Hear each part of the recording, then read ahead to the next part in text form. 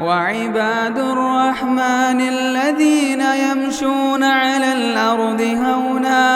وإذا خاطبهم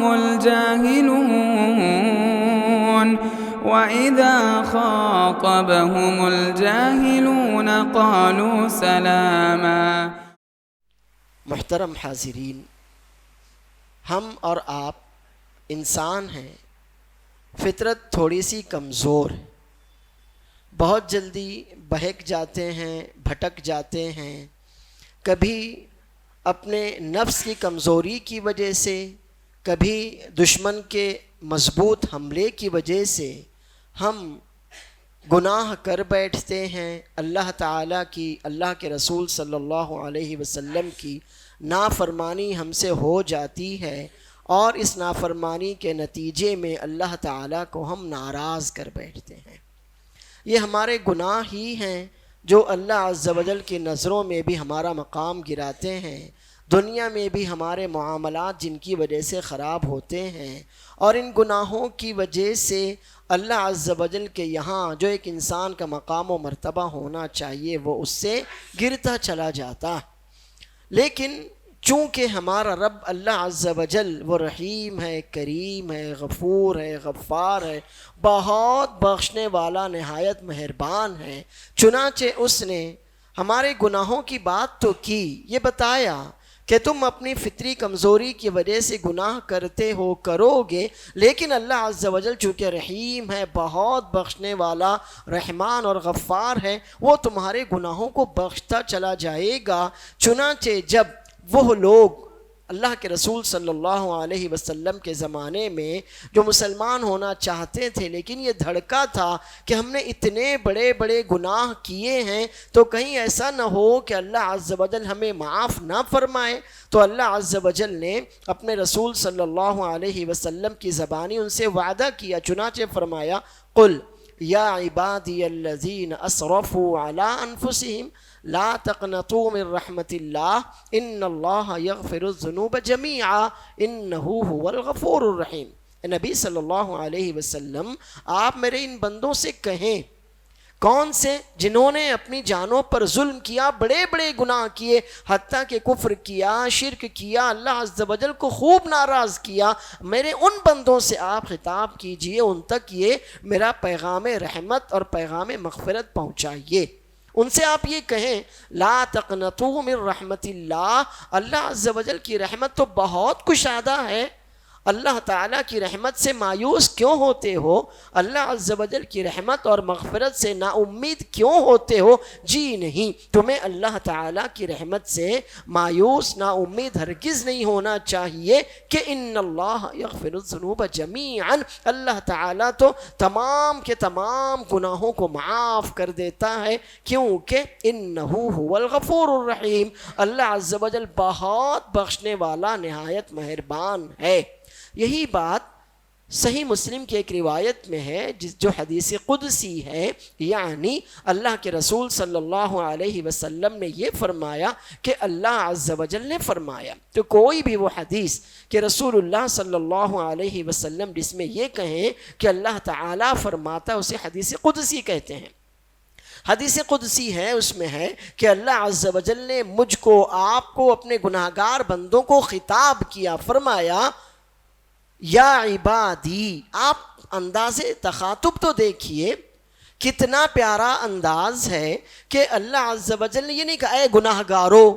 اے مجھے ناراض کرنے والو، جی نہیں، ہمارے گناہوں کے باوجود اللہ تعالیٰ نے پیار سے مجھ کو اور آپ کو مخاطب کیا، فرمایا یا عبادی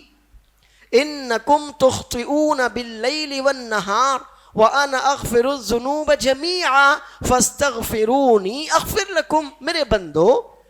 اللہ عز و جل ہمیں شرمندہ نہیں کر رہا ہے، پیار سے ہم کو اور آپ کو بلا رہا ہے، دعوت دے رہا ہے اپنے پاس آنے کی۔ میرے بندو، تم راتوں دن گناہ کرتے چلے جاتے ہو، یہ مطلب نہیں کہ بس ہم گناہ ہی کرتے، نہیں، مطلب تمہاری فطرت ایسی ہے کہ جب گناہ کرنا ہے تو اس کے لیے ٹائم تو نہیں دیکھتے کہ چلو میں دن کے 9 بجے گناہ کروں گا، رات کے 10 بجے گناہ کروں گا، جی نہیں، جب دل میں آیا، جب شیطان نے بہکایا، جب نفس کمزور پڑا، جب دل میں ایمان تھوڑا سا کم ہوا، ہم سے گناہ ہو جاتا ہے، کبھی چوری چھوٹے گناہ, کبھی بڑے گناہ, کبھی ظاہر میں, کبھی چھپے, کبھی کھلے. غرض یہ کہ دن ہو یا رات گناہ ہم کرتے چلے جاتے ہیں. اللہ عز و جل نے ہماری فطرت کی اس کمزوری کی طرف اشارہ کیا اور پھر اپنی رحمت اور مغفرت کی وسعت کی طرف ہم کو بلایا کہ تم سے دن اور رات گناہ ہوتے چلے جاتے ہیں, لیکن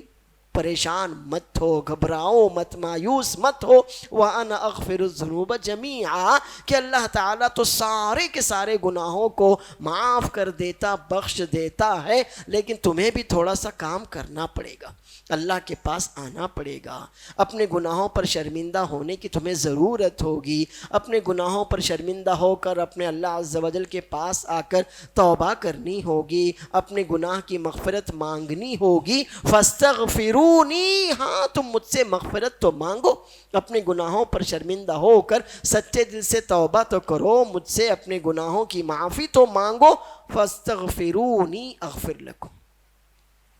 اور اللہ عز و جل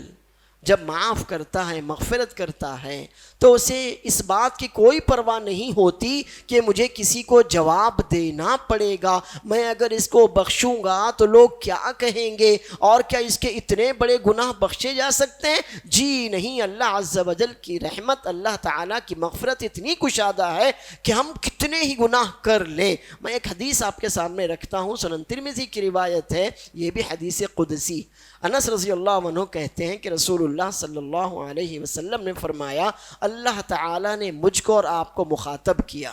یا ابن آدم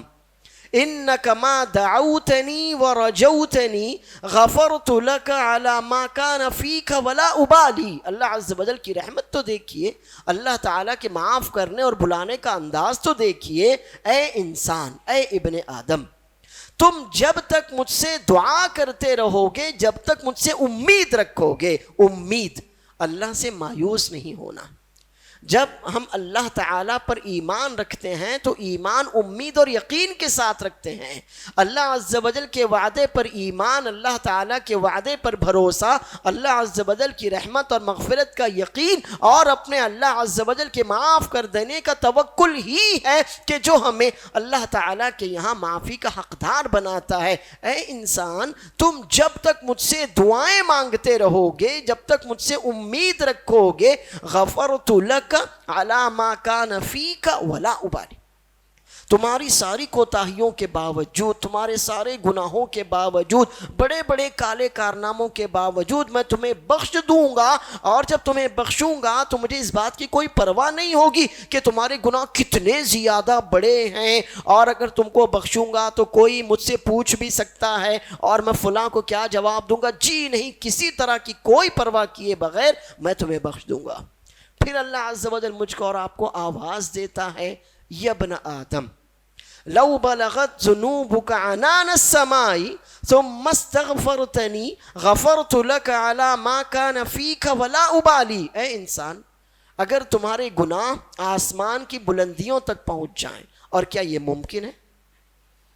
کوئی بندہ اتنا گناہگار ہو کہ اس کے گناہ آسمان کی بلندیوں تک, اونچائیوں تک پہنچ جائیں؟ جی نہیں. لیکن اللہ تعالیٰ کی رحمت دیکھیے, اللہ عز و جل کی مغفرت دیکھیے, اور اللہ تعالیٰ کتنے پیارے انداز میں اپنی رحمت اور مغفرت کا وعدہ کر کے ہمیں اپنی طرف بلاتا ہے کہ اگر تمہارے گناہ آسمان کی بلندیوں تک بھی پہنچ جائیں, لیکن بس ایک کام کرو, ثم استغفرتنی, مجھ سے مغفرت مانگ لو, غفرت لک علی ما کان فیک ولا ابالی, تو میں تمہیں بخش دوں گا تمہاری ساری کوتاہیوں کے باوجود, اور جب تمہیں بخشوں گا تو مجھے پھر کسی بات کی, کسی طرح کی کوئی پرواہ نہیں ہوگی. پھر مخاطب کرتا ہے, یا ابن آدم لو اتیتنی بقراب الارض خطایا ثم لقیتنی لا تشرک بی شیئا لاتیتک بقرابها مغفرہ. اے انسان,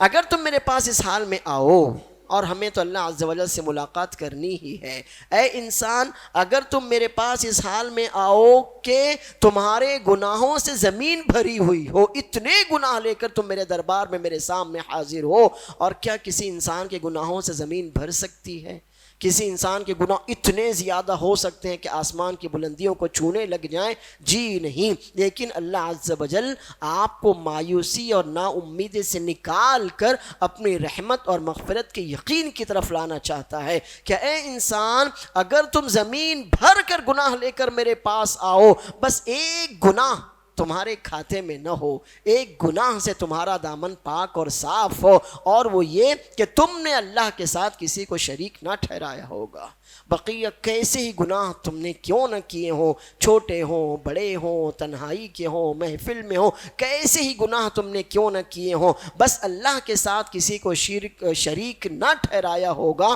اللہ کے ساتھ شرک نہ کیا ہوگا، تو پھر لَأَتَيْتُكَ بِقُرَابِهَا مَغْفِرَةً، میں زمین بھر کر مغفرت لے کر تمہارا استقبال کروں گا۔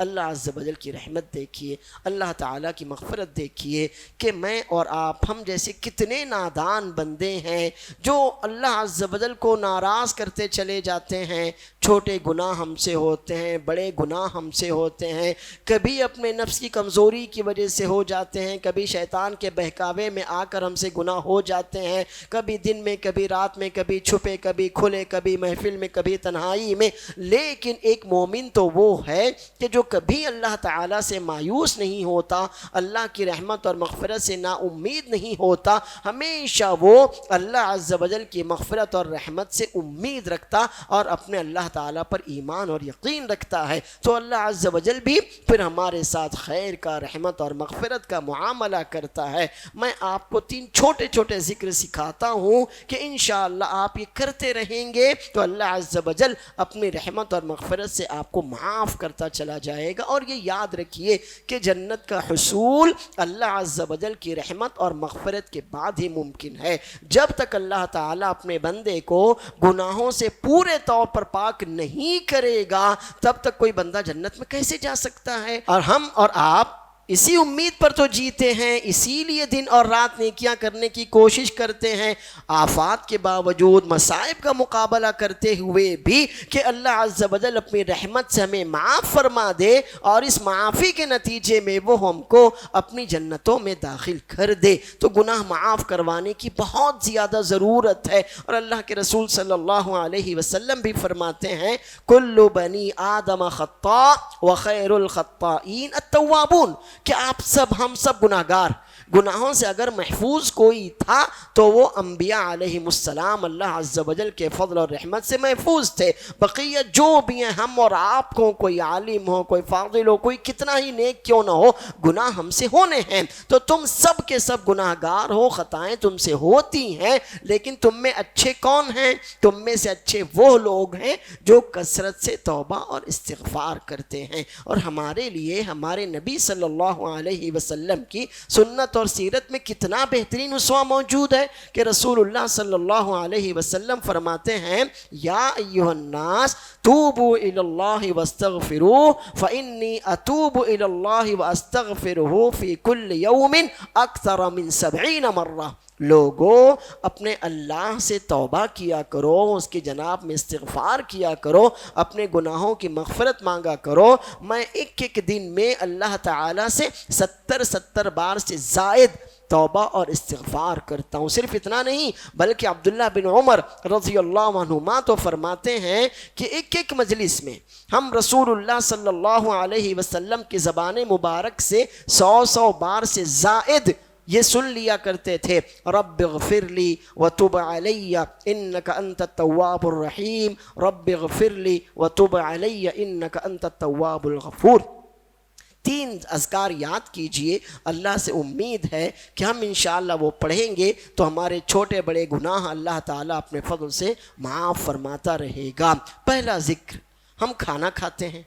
دن میں 3 بار کھاتے ہیں، کچھ لوگ اس سے بھی زیادہ کھاتے ہیں۔ اس کھانے کو، کھانا کھانے کے بعد اللہ کے شکر کو کس طرح نعمت کا شکر بھی بنایا جائے اور اپنے گناہوں کی مغفرت کا ذریعہ بھی بنایا جائے۔ رسول اللہ صلی اللہ علیہ وسلم فرماتے ہیں